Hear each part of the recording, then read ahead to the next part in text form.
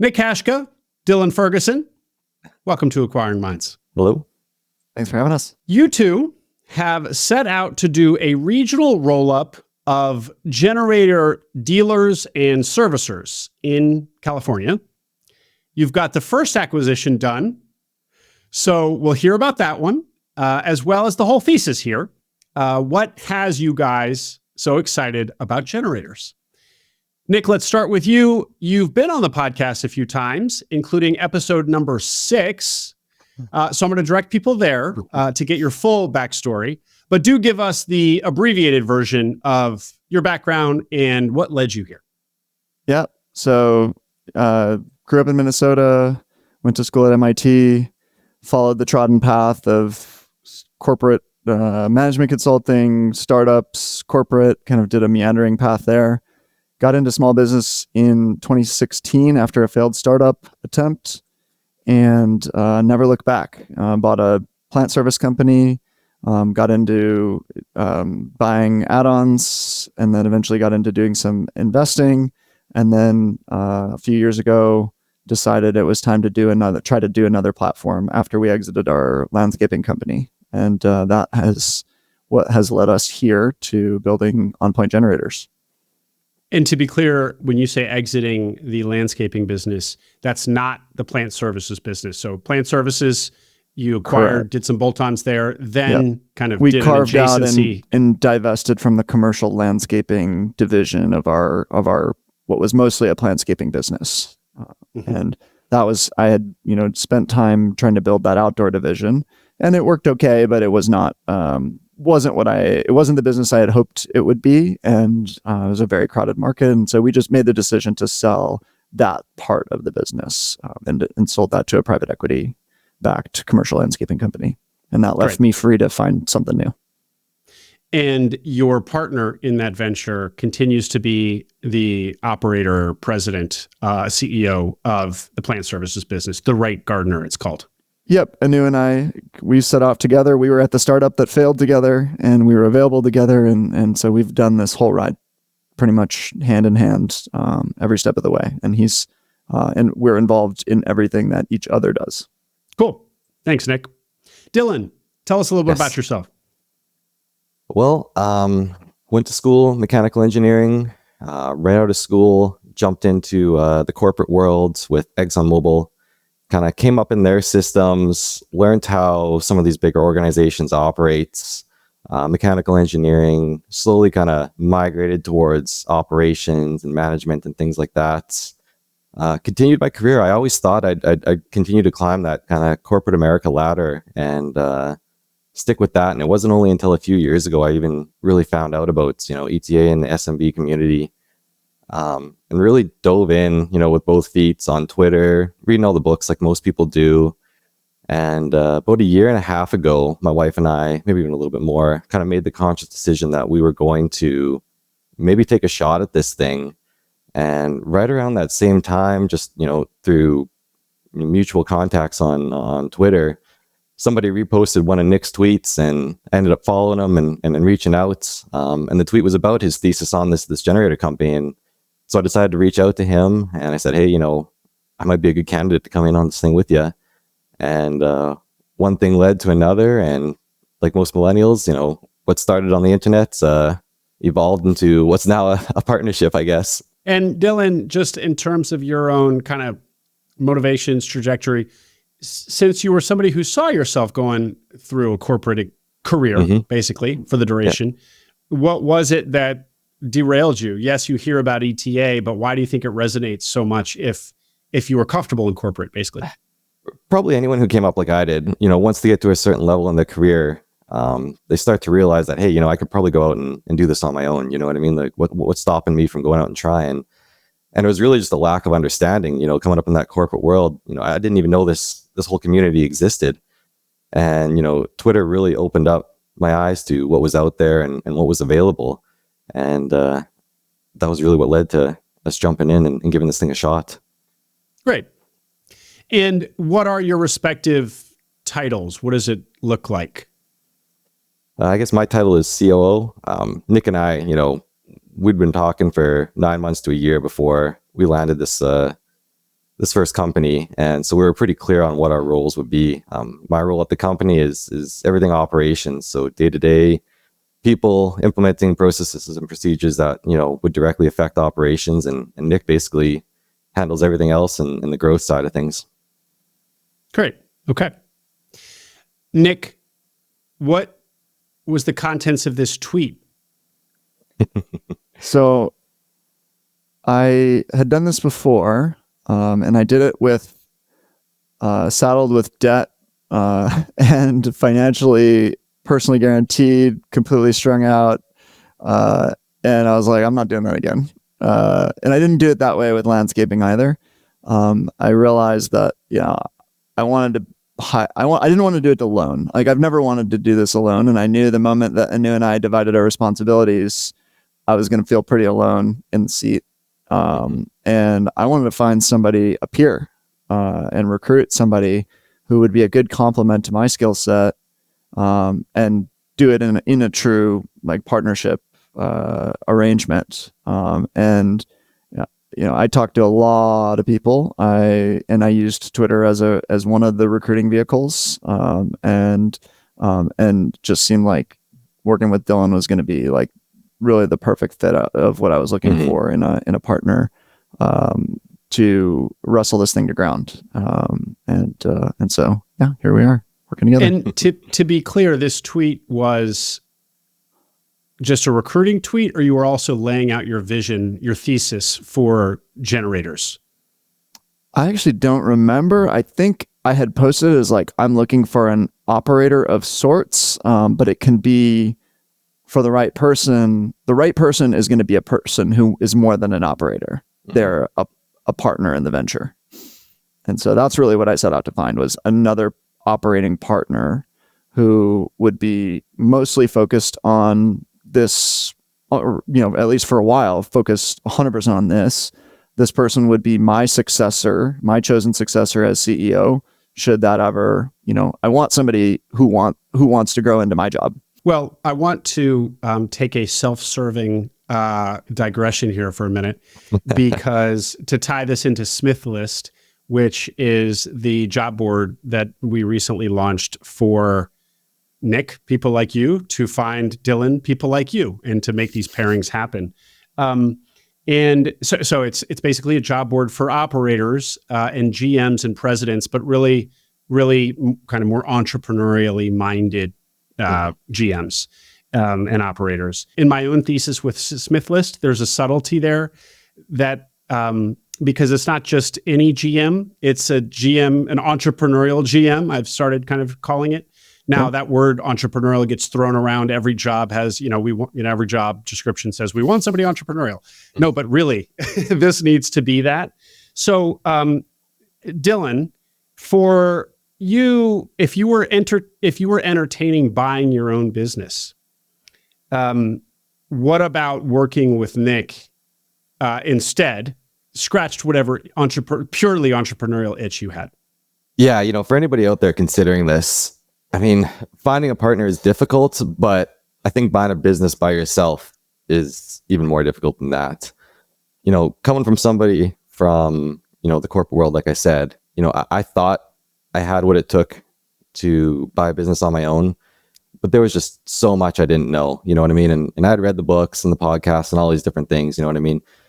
My skill set is in operations, and coming into this as a partner with Nick and being able just to focus on the operations and not have to worry about all the things that Nick does, I think has allowed us to grow a lot quicker than most people would and be a lot more successful than most people would. So if you can find a partner that you can trust and that you work well with and that, complementary skill sets, I think it's the way to go. I think it's really the way to go.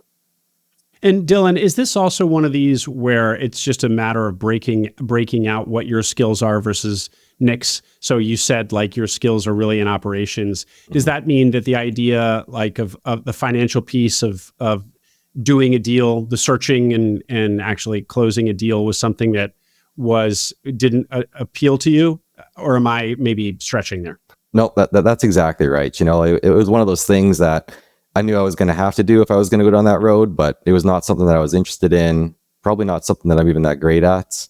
I can get by like most people, but like I said, just being able to focus on what I'm good at and let Nick handle everything else has been, real saving grace for me. Well, thank you for that digression, guys. Okay, now let's circle back to the thesis.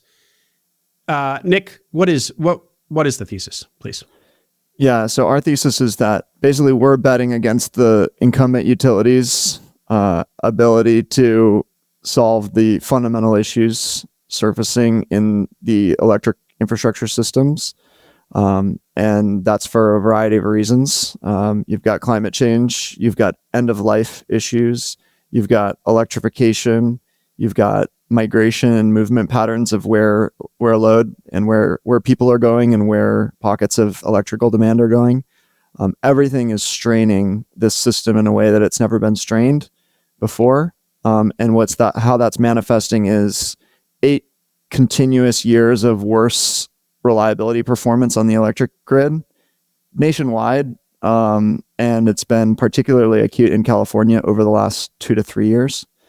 And the result of that is people have no choice. If they want consistent, reliable power, which they want more than ever before because they are constantly switching over from liquid fuels to electrified appliances, devices, etc. If they want to continue to live their electrified lives or go more electrified, they are more and more dependent than ever before. And backup power is the only way to solve that problem, in our opinion. And what that's going to create is this step change in demand for a service that has been around for a long time. I mean, there's generator companies all over, and there's lots of little mom and pop generator companies, but almost all of them are extremely busy. And like could be way busier if they had the ability to recruit, systematize, drive productivity, drive performance. And many of them aren't set up that way because they grew up in a different time.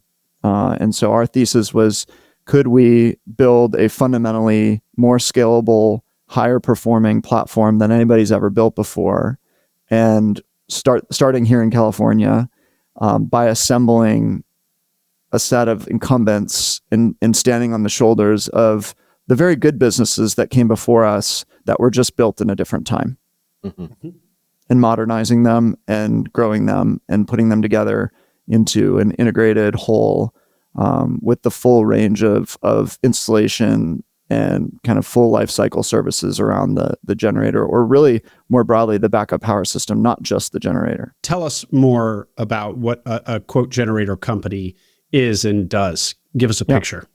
So I split it into 4 quadrants. You got commercial and industrial, which are such business a consultant, users. Nick.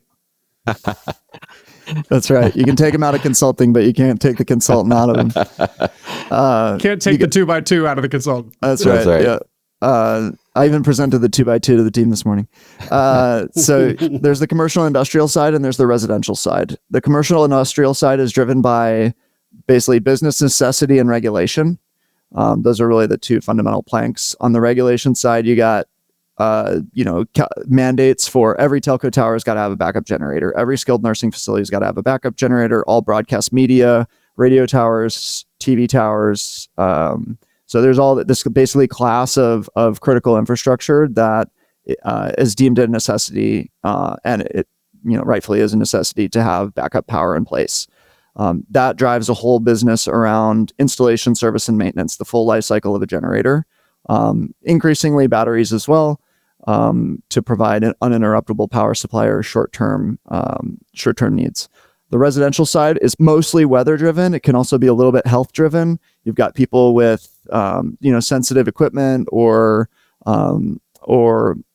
basically needs for continuous, always-on power, living in places where the power can go out for 6 days in the winter, or here in the winter or in the summer. And you've got increasingly those folks dependent on backup power companies.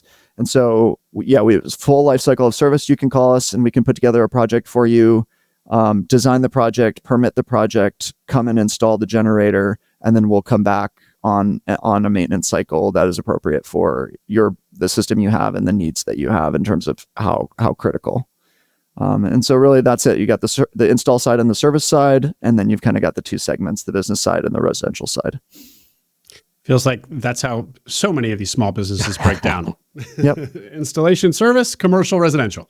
Sorry. And what part of the business, what percentage of the business is residential in terms of revenue? Or generally, I guess it depends on the business, but it generally. varies a lot. So, and I think it varies a lot by region. So, the first business we acquired is Conti's generator, and it was a mostly residential focus because it's more of a residential community. There's not a lot of heavy industry. If you go into the heavy industrial pockets, like most of the generator business is going to be heavy industrial. If you're in Texas or you're in the Midwest or the South or the Southeast, but the residential side was pretty much invented by Generac.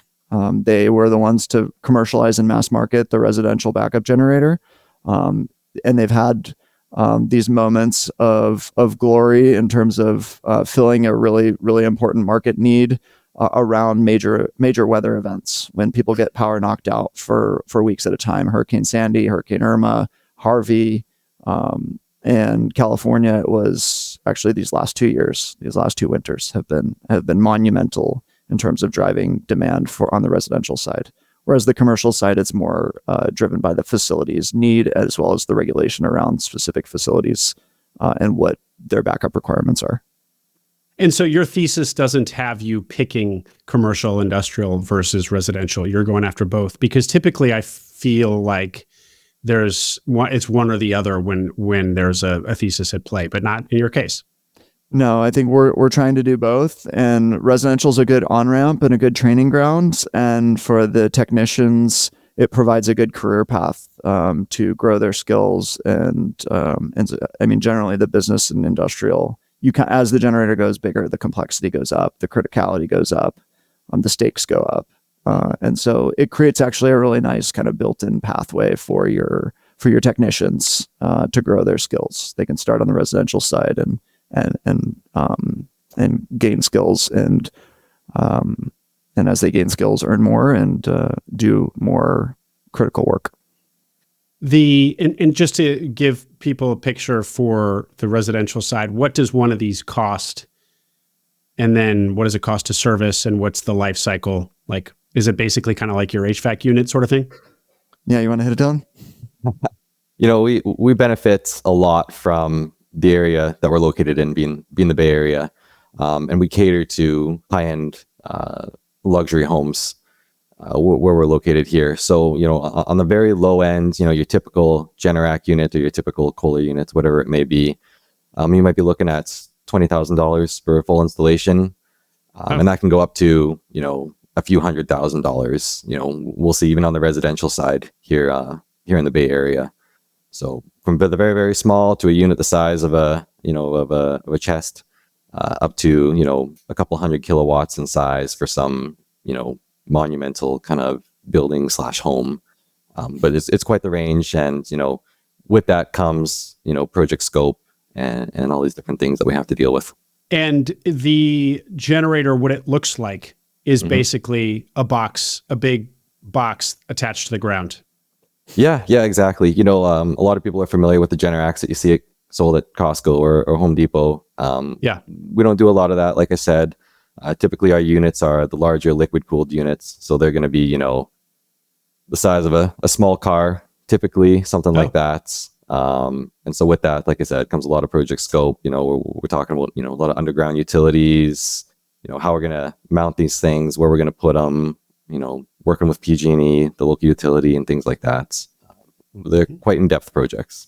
So this is, I hear permitting and I hear complexity of project. So there's a little bit of a kind of construction-y GC aspect to this? Yeah, absolutely. It's quite a bit to manage. And so one of the first things that we did actually when we acquired Conti's generator was we split our team up into installation and into service side of the business. Prior to that, it was kind of handled by the team. But, within the first 3 months, I think we doubled the size of our team from, a handful of people to we're at 13 or 14 people now in that one location. And we've got a team dedicated just to the installation process. And then we've got another team dedicated to servicing all these different units that we have. And like I said, with the installations and working on these projects, we're working on putting a project manager in place. We've got 3 guys who all they do is install these units. And right now we're averaging about 2 units a week. Great. I have more questions about the thesis, but before we get too far away from some follow-ups I have for you, Nick, let me get those out. Two things. First of all, I heard the word criticality a second ago. And I'm reminded of something from episode number 6, our very first interview, Nick, that really stayed with me, although I don't ask it now as kind of one of my criteria. I should. One of the things that you liked about the plant business was how uncritical the service was. So if you didn't deliver on getting, your some office's plants watered one day, it wasn't going to be the end of the world. And this really appealed to you, understandably. Totally.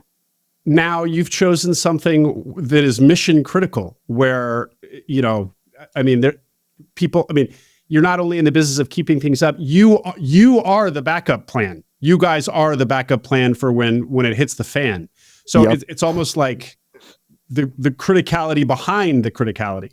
So what's up with jumping from one end of the spectrum to the other? It's an astute point. I mean, a couple of things about that. This is an incredibly serious responsibility. We are the backup systems for data centers, for hospitals, for surgery centers. To give you a flavor for that, if the light ain't green at the surgery center, there's no surgeries today. Which means no revenue, right? We got to get our butts over there and make it happen.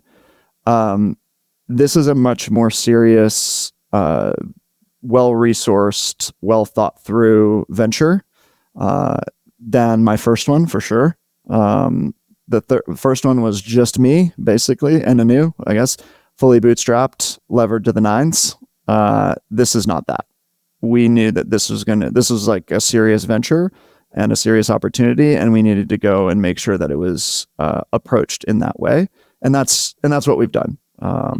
So I'm not doing this just for like a fun lifestyle business. This is a serious venture. This is for me, that hopefully will be kind of the ride of a career. Well, that's interesting that you characterize what I'm hearing, the first venture, as a nice lifestyle business, because I also heard you say just a minute ago that you don't want to be strung out with the PG, and the SBA. So there was an aspect of that adventure, I guess the leverage, that was also quite stressful, even though it was a quote lifestyle business and maybe didn't have the same potential to unlock as this one did. It sounds like it was stressful in a different way. For sure. It's always more stressful when you're dealing with your own money. And we've resourced this in such a way. We've encountered all the same problems you expect to have, but we've resourced it in such a way that we don't have to feel stressed out about it. And we don't have to, no problem we've faced is existential. And there's not personal BK on the line, losing your house, losing your in-laws' house, all of that.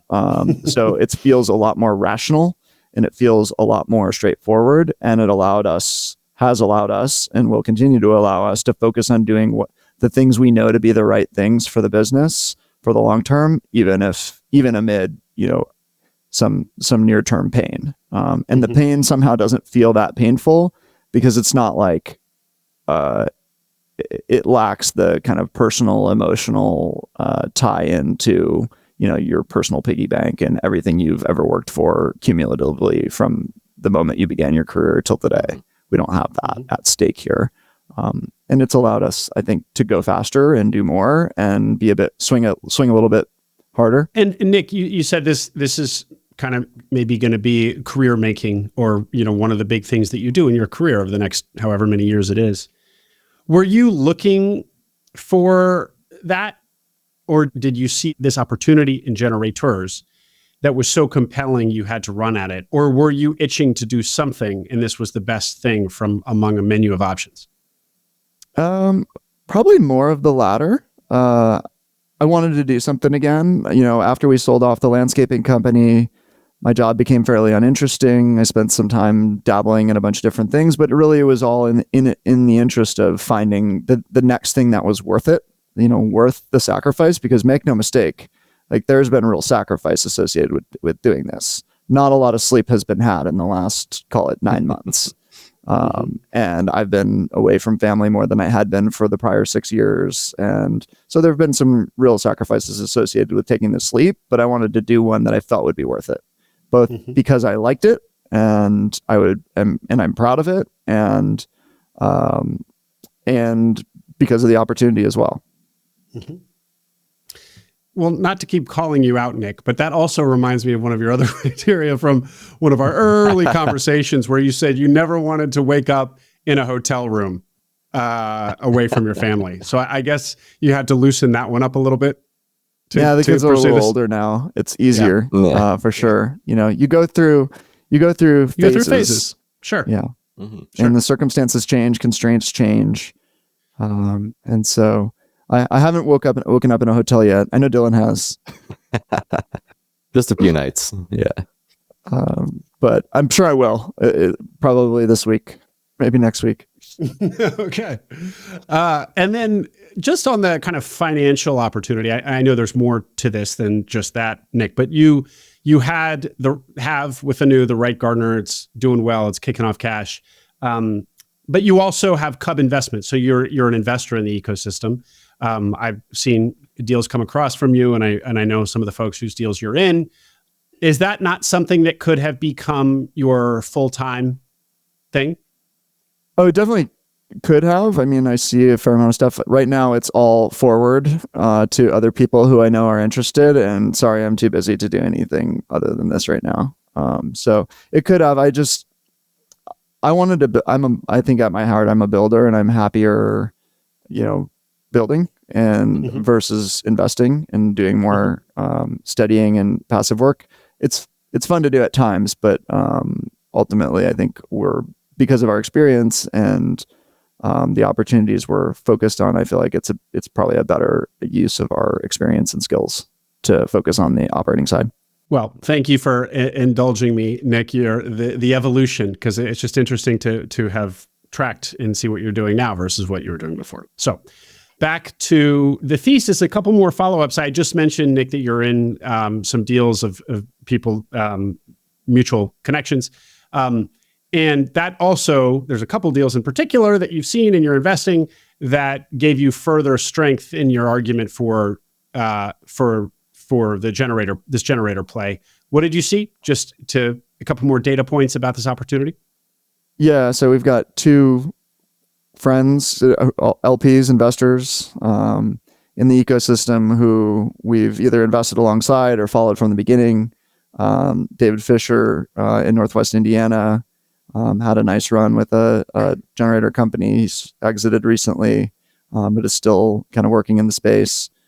We didn't invest in him because we had just finished another investment at the time when he was raising his capital or doing his first deal. And then we are investors in Washington Generators in Seattle, which is now Washington Generators and Oregon Generators. And that's been a great ride as well, and gives us a front row seat. And actually, we've got a great relationship with Corey and help each other. And he's been incredibly helpful to us. Both Corey and Dave have just been a great sounding board and resource. And Dillan can speak to this too. He's actually headed up to Seattle this afternoon to go kick the tires at WashGen for a few days. So, funny. Yeah. Right. And Corey is in this. You're in Corey, and Corey's in this. Correct. Right. Yes. Were you going to add to that, Dillan? No. I'm just, it's funny that right after this meeting, I'll be heading up there to go check out their operation and see what I can learn from them, and hopefully share something we learned as well. Well, at the risk of making the audience think that I'm just interviewing you guys to plug Smith List, Corey, as you said, Nick, just now, he's going from Washington Generators to Oregon Generators, standing up a branch in Portland, Oregon, and he's looking for somebody to come run and build that. And the listing for that opportunity is now on Smith List as of a few days ago. So check that out, people. Right. Lastly, the regional aspect of this roll-up. So you're in California. Basically, this doesn't work everywhere. You told me from the pre-call, but California seems ripe for it. We just heard that in, I guess, the Pacific Northwest is ripe for it. Dave Fisher in Indiana did well, apparently. So that's some variety. Talk to us more about the regionalism of this play. Really, wherever the power goes out. And that's going to be affected by weather patterns. It's going to be affected by the local utility situation, the extent to which electrification is a big deal, the extent to which, on the business side, the extent to which regulation does drive some in terms of the regulation driving necessity. But I mean, really, I think this business will be everywhere. It's just a function of where it gets big first. It got actually much bigger on the East Coast around 10 years ago. So the business is much more evolved, and there's been more consolidation and M&A type activity on the East Coast than there has been out West. Our issues here with the grid and with backup power necessity has really amplified over the last 2-3 years. So it comes in, I think, fits and spurts, especially the residential side is pretty much storm event / major outage driven, whereas the business side is not so much. It's more driven by the install base and the nature of the facilities. So where there are a lot of data centers being built, there will be a lot of demand for backup electricity. Yeah, precisely. Yeah. And you guys had said that your current residential focus is pretty, I don't know if I should call it upmarket, because maybe there is no down market. Maybe there is no down market for generators. Is this something that eventually comes down to the masses, or that only big wealthy houses are going to have on the residential side? I think there's an option for it to come down market, at least some. You know what I mean? That there is a baseline for a generator installation. You know what I mean? If at the bare minimum, we're talking tens of thousands of dollars for a generator. But as power outages and thesis play out, that's going to become more and more dire for a lot of people, and people are going to start finding ways to have generators or some sort of backup power installed at their house. We've seen batteries explode in popularity recently as well, backup batteries. So people are going to find a way to have power at their residences one way or another, and we just want to be prepared to provide that to them in whichever way we can. And what happens here, we're going to hear actually a direct story from your experience. What happens here is that there will be a storm event, a weather event, where power goes out in a geography, and then that drives a tremendous amount of demand. That's kind of the pattern, which pretty logical. Pretty much. Okay. Well, we're going to hear about yours in just a sec here. But why don't you tell us first about this first acquisition? What can you tell us about the business that you bought, how you found it, etc.? Yeah. So I had started pursuing the generator business and was starting to look for targets. And it was a listed business, and I couldn't get the seller to respond. I couldn't get to the seller. The broker was doing his job of staying in between. And yeah, I got blown off a handful of times, but just kept at it every couple of weeks, would lob in another call and email. And eventually I think I got Frank on the phone. And we started talking, and he was winding down his broker, or maybe he'd even taken it off the market at one point. And then I think once he was no longer listed, I kept trying, and actually I had a handful of conversations going on in the generator business. So we were kind of working multiple deals at once, and that's where the thesis came about. And then went and raised money against the thesis, and simultaneously was negotiating LOIs, and got Frank interested in selling to us, and was able to put in place a lot of the core infrastructure needed to acquire a generator company, because in California you need a electrical contractor's license, and fortunately had some of the prerequisites already in place, and basically we marched ahead on faith that we would find something eventually, and really did all that pre-work, which made us a much more credible buyer, and it made the deal much more viable. And so the business was Conti's Generator in Monterey, California. Been around for 40 plus years. Seller was a staple in the community. Kind of everybody knows Frank. And if you need a generator, Frank's the guy you call. not a real crowded market, and was doing a mix of residential and commercial. But Frank kept a really tight rein on the business, and he wore a lot of hats. And, even through the course of our due diligence and talking to other people, and actually some after the fact too, I talked to other people who assessed this business as way too seller dependent to ever acquire. And we sort of did as well, but we did it anyway because we were hell-bent on making this thing work. And we knew that, no amount of short-term pain was going to interrupt the long-term conviction that we had. And so just to be clear there, Nick, you were looking at listings. You saw a generator business. I didn't follow if it was this one or another one that you liked.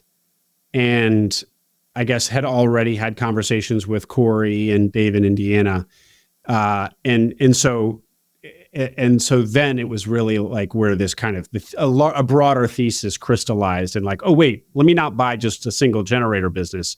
Let me make let me do a platform here. Let me do a roll up. Mm-hmm. Yeah. And we had almost acquired another one of our competitors, who's still around and actually has changed hands since, in 2019. And so we had due diligence this business, and we invested. And then after that one fell apart, we ended up, investing with Corey. We almost invested with Dave, but instead just became friends, and kind of kept our pulse on that. And then we've been really cultivating opportunities in this space really since that first one didn't work out in 2019, and knew that eventually we're going to want to do something here. It needs to be the right thing. It needs to be the right strategy. It needs to be the right team. And then eventually, once we sold the landscaping company, that was the I guess the impetus for us to feel emboldened to make this, figure out how to make this thing work. Cause we know there's something here, but it's going to require us fully driving at it pretty hard and putting full attention, into the structure and the arrangement and all of that. It's interesting, Nick, that your first opportunity that you looked at in generators was fully 5 years ago. And I would think that for a lot of kind of markets ripe for a roll up, if you wait a half decade, you miss the window, and it doesn't feel like you have here. Is there anything to glean from that fact? It's a good question. We weren't thinking about it like that then, I guess. Okay. I think we were early. I think we were just really early then. Yeah. I mean, just as an example, since I've been doing acquiring mines, HVAC has been hot, right? So everybody, and we all know that HVAC multiples are crazy and everybody wants the HVAC business or whatever. Well, I come to find out that wasn't the case when my partner in Mines Capital, Nicholas James, bought his first HVAC business in, I think, 2017.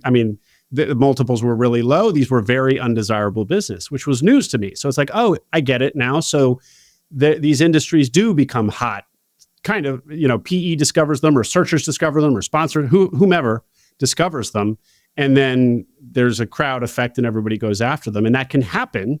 That phenomenon can happen in the span of 3 and 5 years, which I guess is what has happened with HVAC. So that's kind of, I don't know. I don't know if that's what I was thinking of when we talk about the generators. It could happen here. We're not depending on it, but it could happen.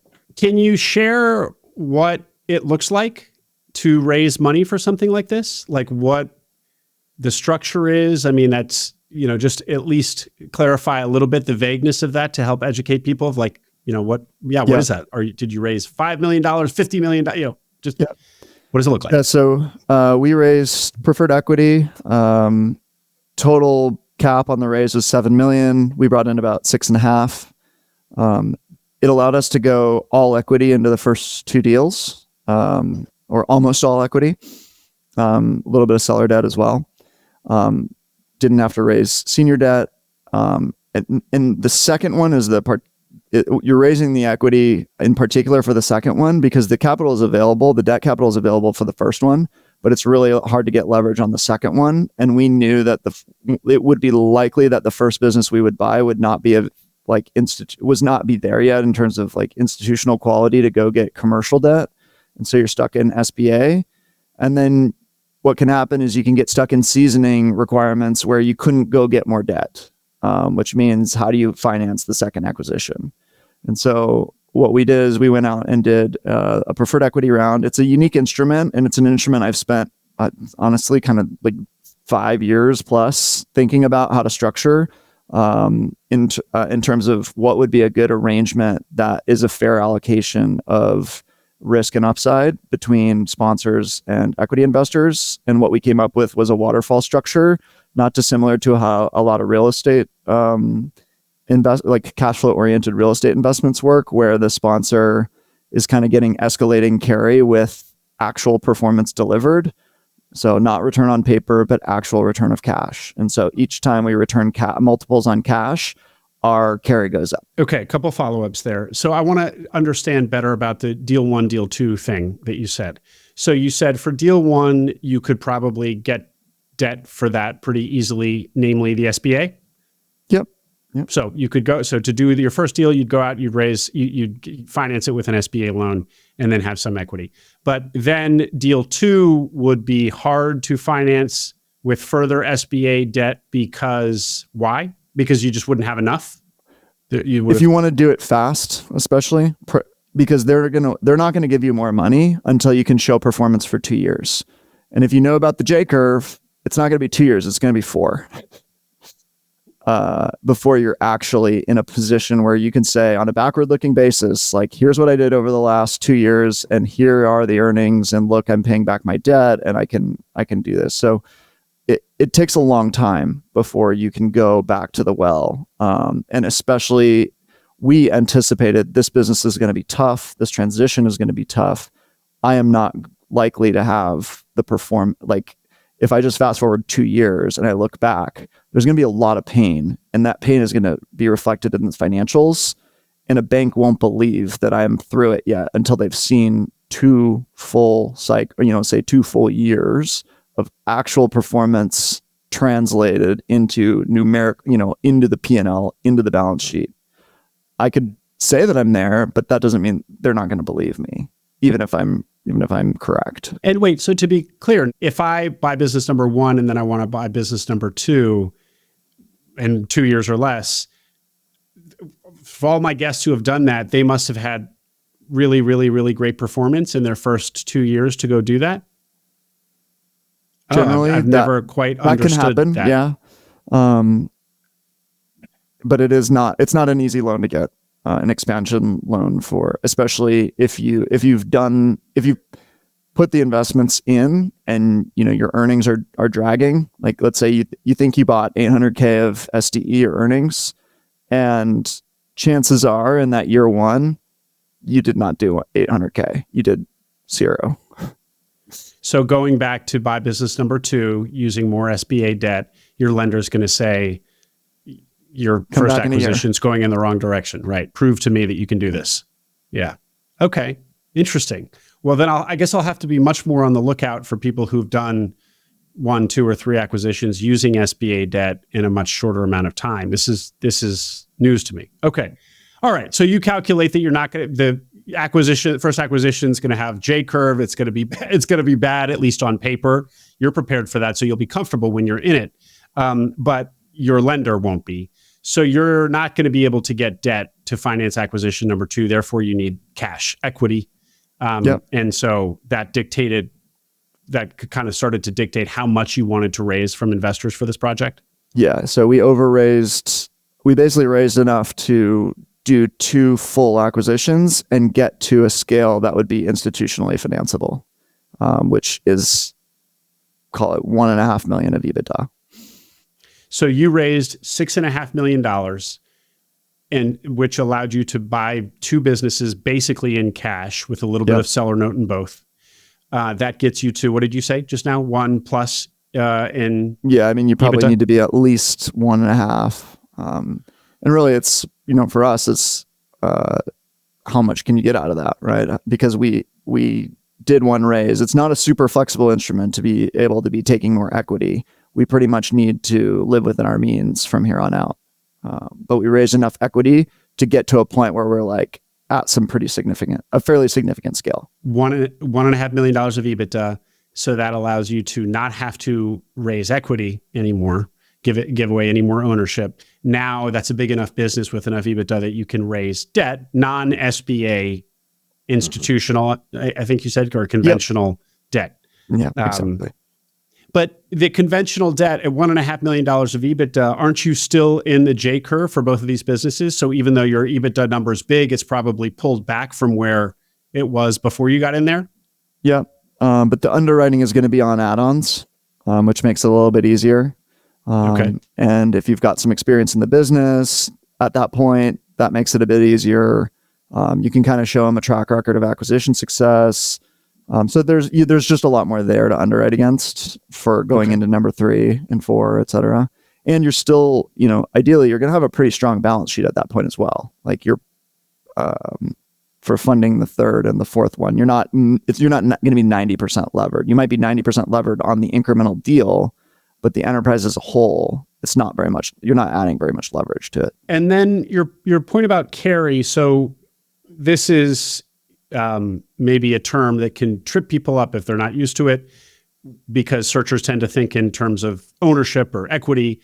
But carry, define carry for us, Nick, in this context. Yeah. So in our construct, it's the profit split, because this is a cash flow oriented venture. So we're looking to generate free cash flow from operations. And so we basically escalate. You could call it carry, but it's really your entitlement to what split of the distributed profits. We have in our structure, we have the right but not the obligation to distribute profits. It's a C corp, so we don't have to handle like pass-through taxation or anything like that. And we're also qualified for small business stock treatment, which is another discussion entirely. But basically, as we distribute profit, so investors get all fully entitled to all distributable profits until they get their money back. So if I want to get, as a sponsor, if I want to get money out of the company, the only way for me to do that is to give the investors all of their money back first. Then once they get all their money back plus the preferred rate of return, then we start earning entitlement to profit split. So it first goes to 40%, and then once they've returned a few more turns on their money, then it goes to 60, and then at the highest end, the 80s. So the investors are entitled, if we knock it out of the park and we give all the investors 5 times their money back, plus their preferred return, then incrementally on top of that, they're entitled to 20% in perpetuity. And 80% goes to the sponsor. And so we basically just escalated the hurdles. And it creates a really good alignment between us and the investors to do 2 things. One, get as much mileage out of that equity as we can, like go as big, as far as we can, to put ourselves into the position to be on that 5x plus side of the waterfall, which is really in everybody's best interest. And to be clear, when you say waterfall, the waterfall refers to that structure of investors get all their money back, then they get a percentage, the preferred return on that money. Mm-hmm. And only then is the split or the carry, do you then have a right to any profits? That's your carry. Yep. And then how much we have a right to is actually a function of how much I have returned to the investors cumulatively. Right. So as we return cash, I earn a right to a better split, which gives me a strong incentive to figure out how to either generate more cash next year to split that, or what do I do with the cash that I have, right? Do I try to make it bigger, or do I distribute it and earn? And so that's kind of the calculation that we're forced to make as a capital allocator of, if I don't have anything good to do with the money, then maybe just return it and start earning a higher percentage of the pie. But if I've got something good to do with the money, I should go do that because I'll get a higher percentage of the pie later. And when we say carry, how does carry map onto actual ownership? Or maybe does it not matter? It's kind of 2 separate classes of stock. So there's preferred and there's common. And the preferred is there in perpetuity, and the preferred kind of governs how that split works. And the common is really just the sponsor equity. Okay. But fundamentally, the question about your arrangement is not to ask, well, how much of the business do you own? It's really what the carry is going to be at these various escalating levels. Yeah, it's how, what profits are you, or what percentage of the profit split are you entitled to? And that's a bit of it's a moving target, depending on where you are. Thank you for that, Nick. So give us a little bit of what it's been like to be in the business. So now let's put away all this intellectual stuff and give us some stories about being operators in a generator business. Is it easier or harder than you thought it would be? Let's start there. Dillan, you go. Yeah, it's challenging. You know what I mean? Right off the bat, for anyone who's considering this, if you're coming from a position at a large company and you're in management or you're a leader or something like that, being a leader is very different than being an employer. I can tell you that right now. I thought I had it all figured out, but my decisions now, or the decisions that Nick and I make now, carry a lot more weight, both personally and with the employees, than they ever did at a large corporation. When you're at a large corporation, it's easy just to say, these are the rules, these are the regulations, here's how it's going to go, and you can move on with life. Whereas here at On Point, every decision that we make is really personal. It's been a wild ride. I know we want to talk about the storm that came up. Yeah. 3 to 4 weeks into this thing, Nick and I are just barely, managing to kind of get by. This was an asset purchase, so we had to kind of redo all of our systems, basically from scratch.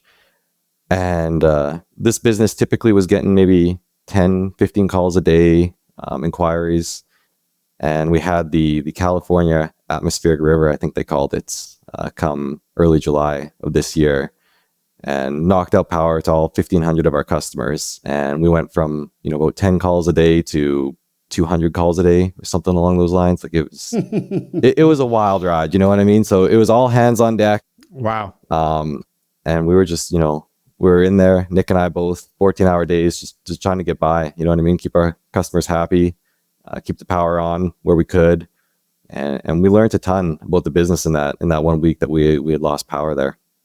So yeah. And mind you, everything was broken at this point. Yeah. Literally everything. Accounting, you mean billing, in the phone back system. office? Back office was entirely just broken. Everything was broken. Except the phone number. That worked. Except and it was, the phone number. It was coming in. We had migrated to VoIP, 48 hours into the storm. Yeah. We had a planned migration to dial-pad from a hardline AT&T number.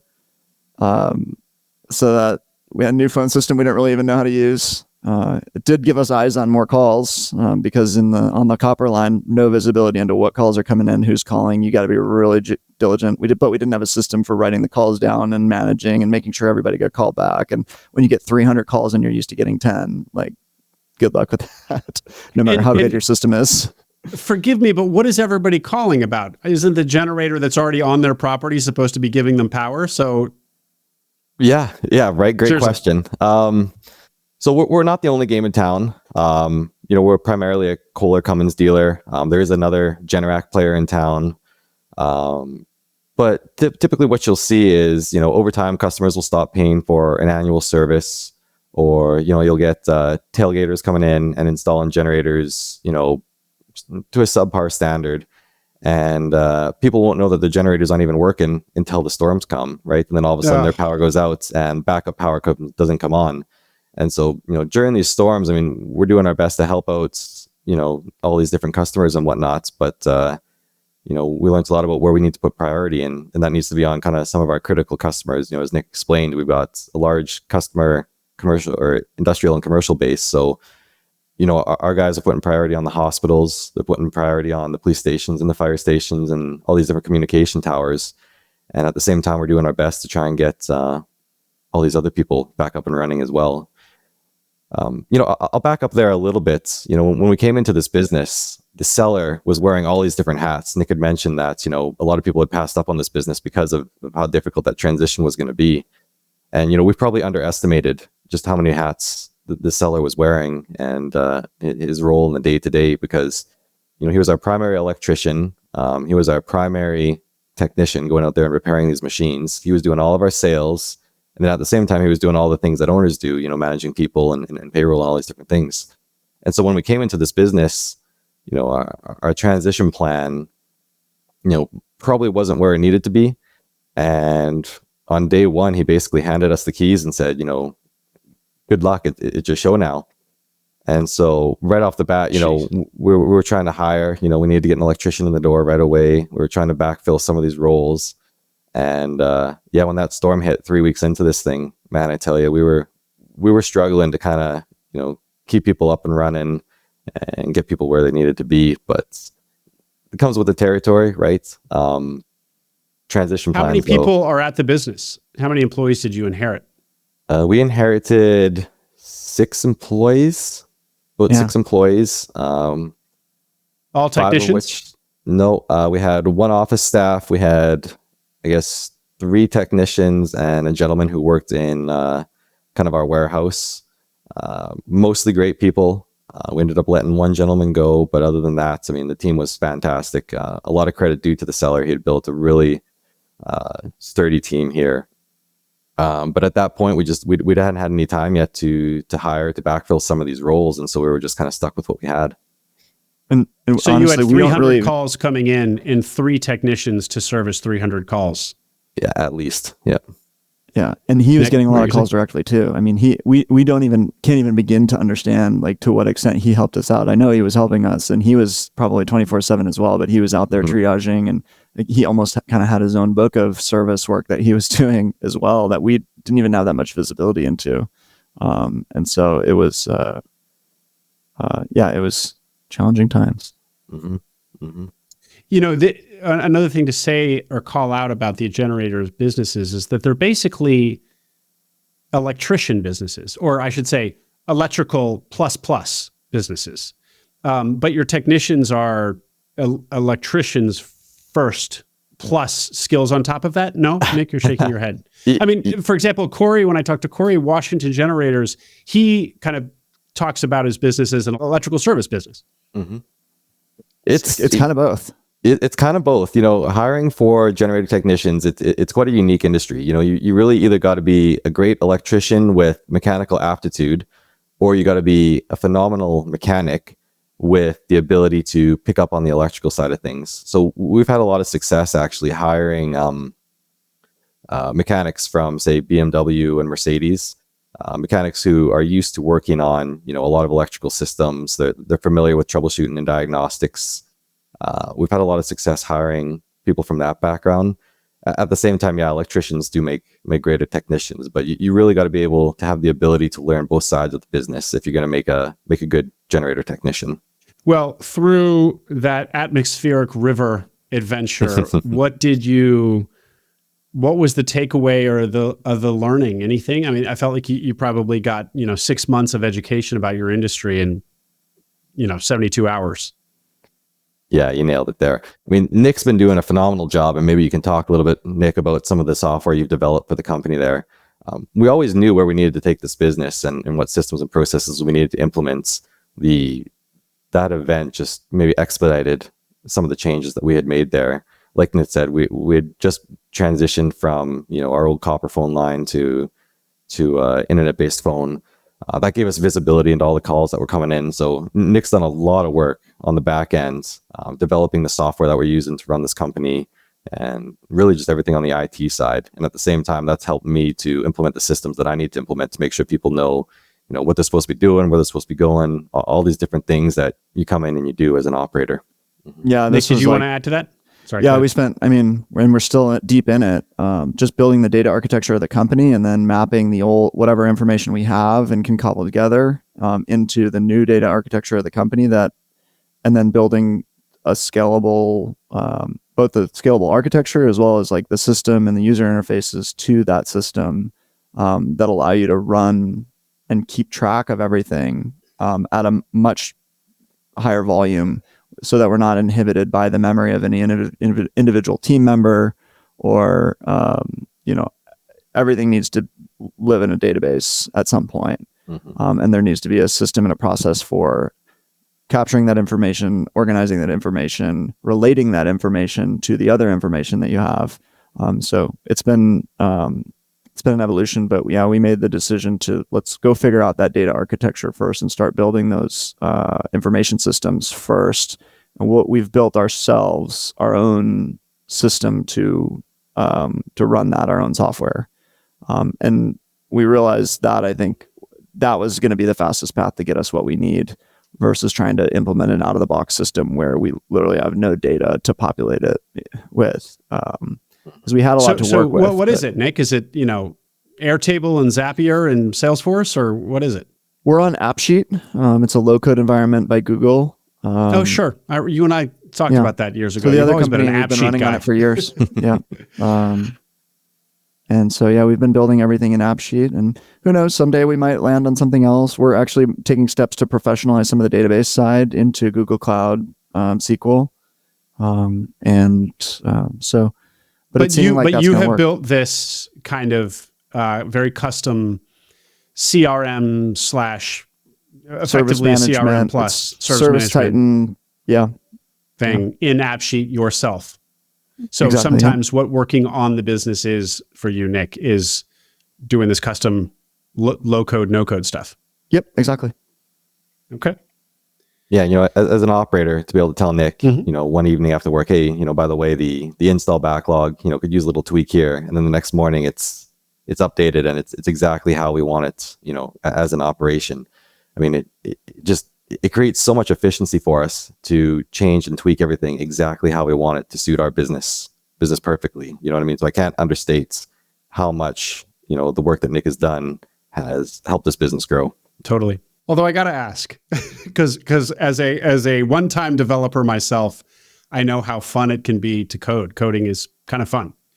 And Nick, I feel like if you find a guy, just get your AppSheet guy on Upwork, and you can just give him all of that. And just whenever whenever Dillan has an idea for some tweak he needs at 9 p.m. at night, you just send it across Upwork, and it'll be waiting for you in the morning. And Nick Haschka didn't have to do it.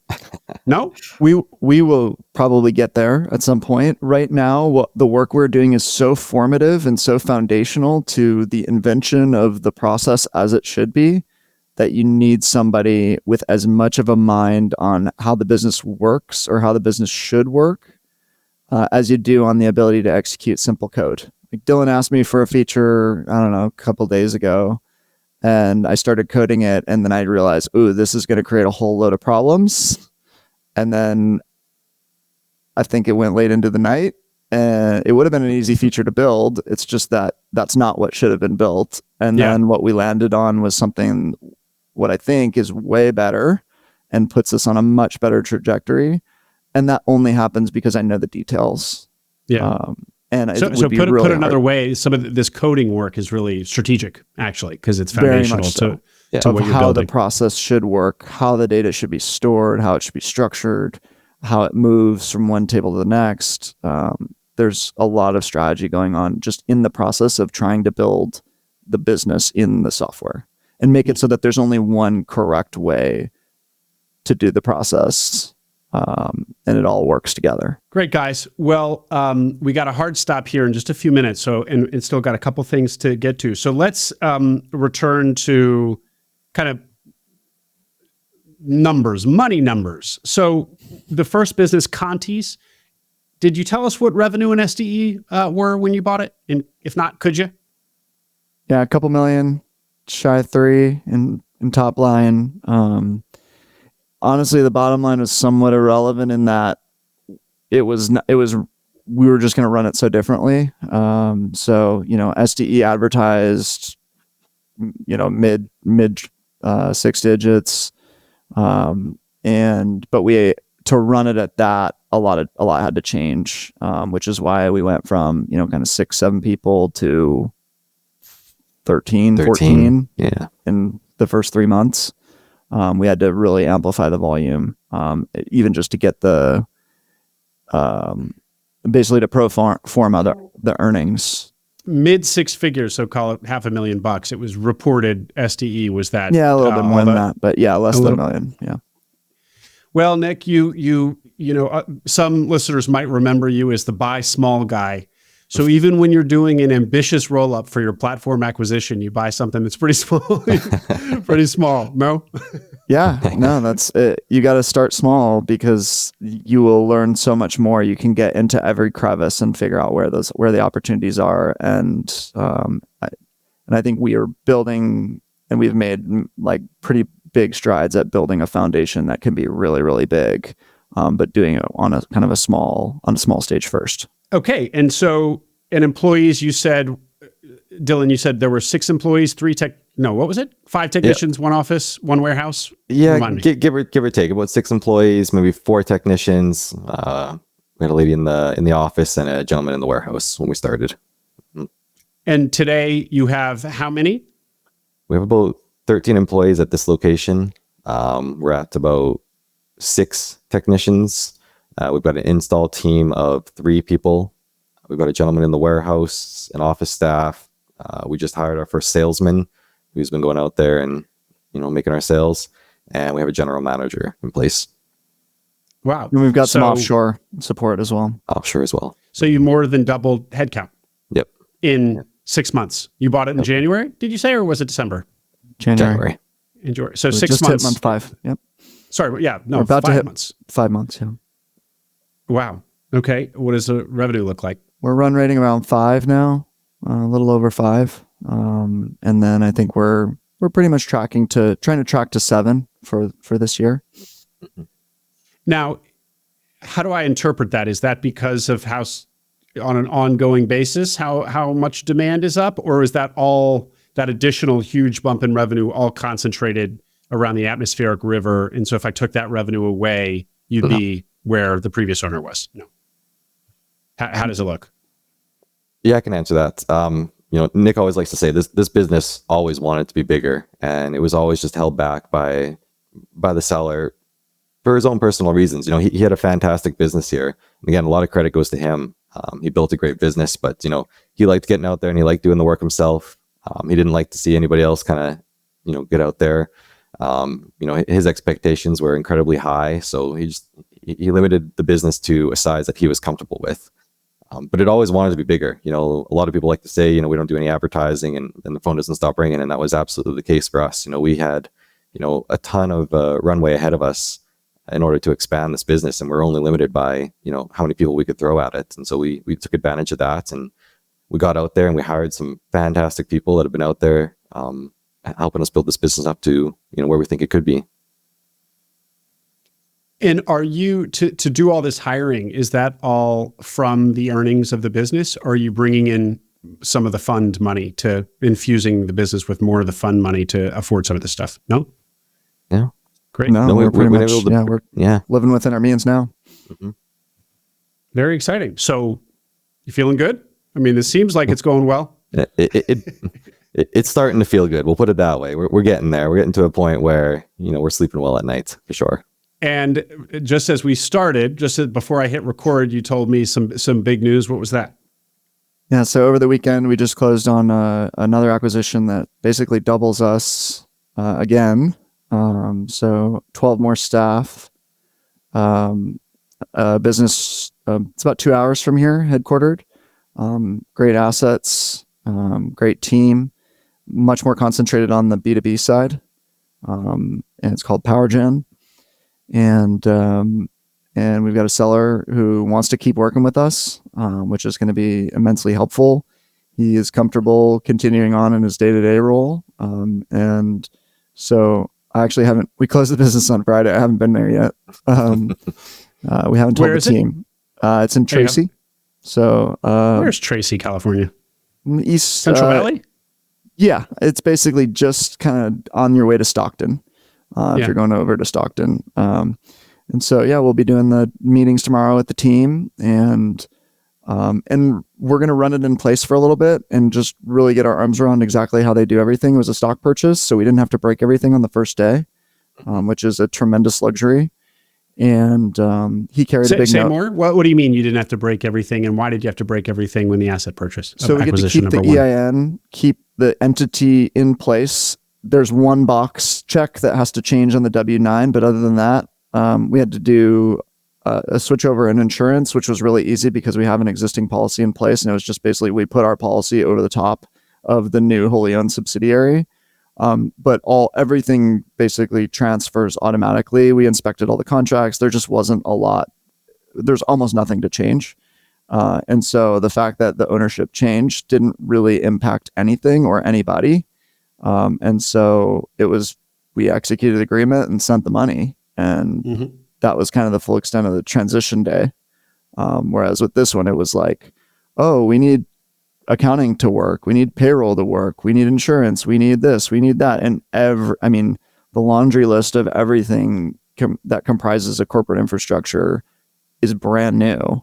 Oh, the vendor, each of the vendors wants a new vendor credit agreement, and that's going to take days to process, which means you can't order anything until you have that done. And just bottleneck after bottleneck after bottleneck is your first, several weeks of an asset purchase.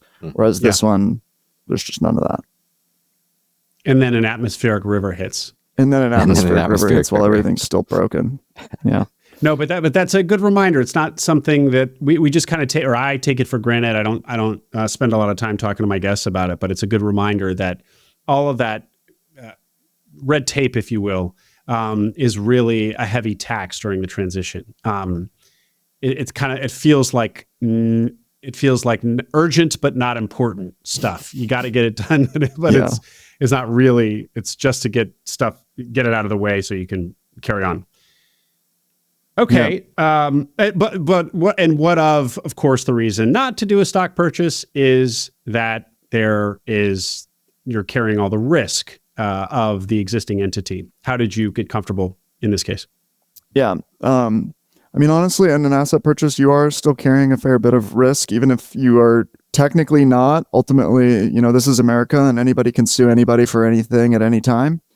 And if they think that your predecessor wronged them and they want to sue you over it, they will. And so and while they don't have a great case, ultimately what it comes down to is what's a jury going to think?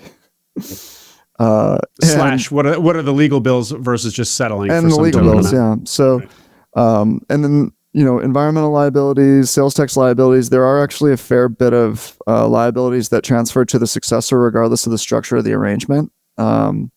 And so, for us, it was just like the transition is so much less risky that it was just worth it. And practically speaking and pragmatically, like this would have been a really hard deal. We weren't ready. We wouldn't have been ready to do this deal if we had to transfer all the assets on the first day. It would have been a much bigger lift. Whereas now we can go learn another business inside and out, understand how they operate, and we'll gain more from that and not be stressed out by it by being able to operate it in place as a wholly owned subsidiary. And so we'll do that for a little bit until we're ready, and then we'll set a date for an integration, and then we'll march to the integration date.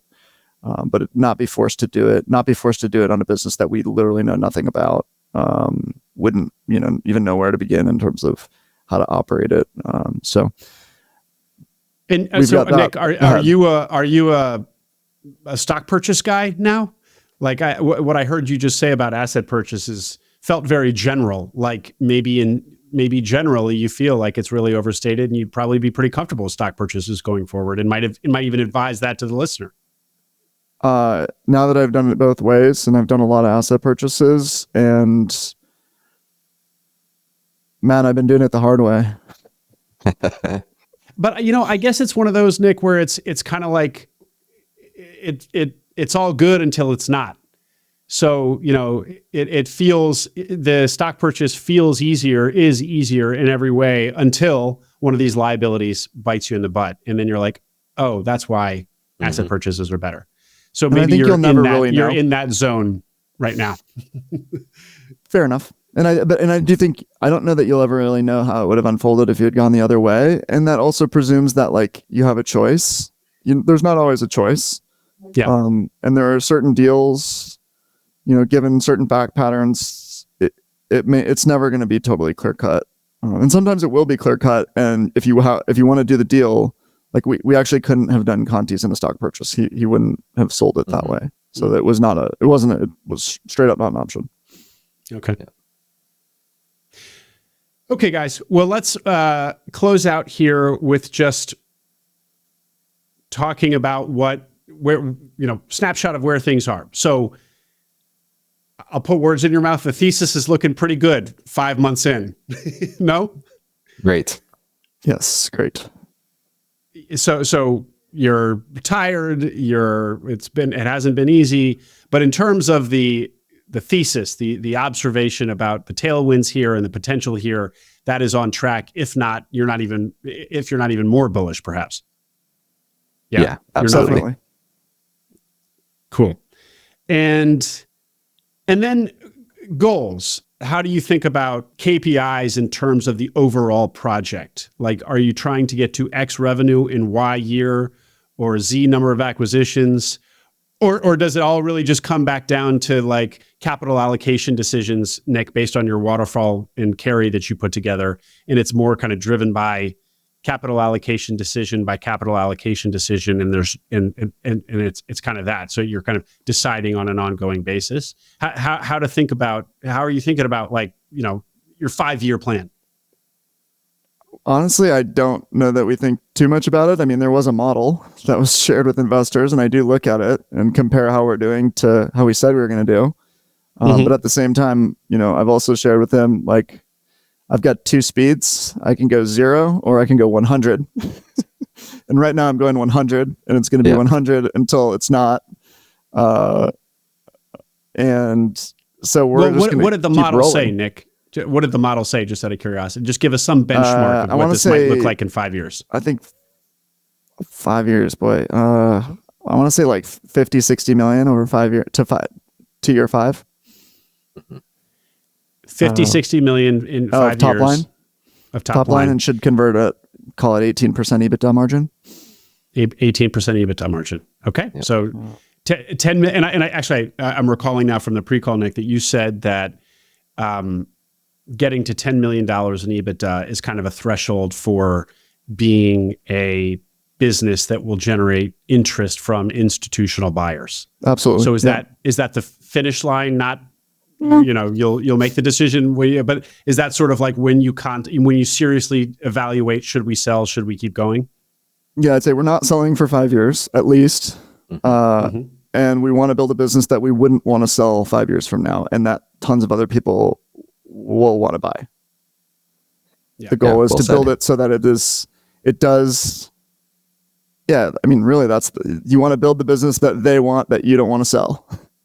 Well, it's a built to sell. If the audience has read Build to Sell, it's like always be building a business to sell it so that it's desirable to a buyer. And then, you might find that when you've built such a business, you don't want to sell it because it's such a great business. Exactly. Yep. If people want to reach out, what do you like? Email, LinkedIn? We met on Twitter. I'd say reach out on Twitter. Twitter. Yeah. Okay. Seems fitting. Okay. Well, and you're there on Twitter, Dillan. Nick's an old SMB Twitter guy, but you're there too.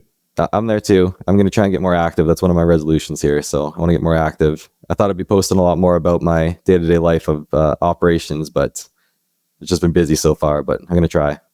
Well, that's the way it should be, Dillan. Yeah. That's the way it should. Don't let social media distract you from the more important things of building a $50 million business. I'll try to keep Dillan off Twitter. Yeah. You can also just consume. There's no shame in just consuming, just being a lurker, Dillan. There really isn't. It's kind of where I play on Twitter, at least. Anyway, guys, fascinating, and congratulations on such strong early progress. People are really going to be intrigued by what you're building. So thanks for sharing. Thanks for your time. Thanks for the transparency, and look forward to watching your progress. Thank you. Thank you. I hope you enjoyed that interview. Make sure you subscribe to the Acquiring Minds channel below. We are now publishing twice a week, so tons of new interviews and stories to come. Stories that will help you along your own path to acquiring a business.